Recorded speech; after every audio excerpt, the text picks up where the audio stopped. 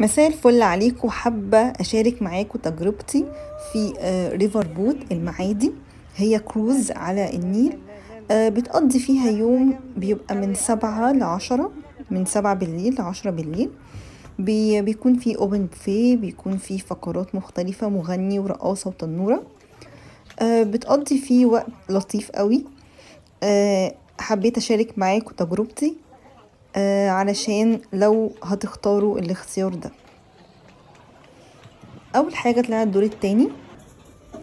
بعد كده كان في الاوبن بوفيه على طول. بصراحه يا جماعه الاكل سيء، بلاش تختاروا الاوبن بوفيه خالص. اختاروا مثلا المنيو الثابت، ممكن طعمه يبقى احسن شويه. تكلفه الفرد كانت 250 جنيه، فالفردين ب500. المركب بتتحرك بيك ولطيفه يعني.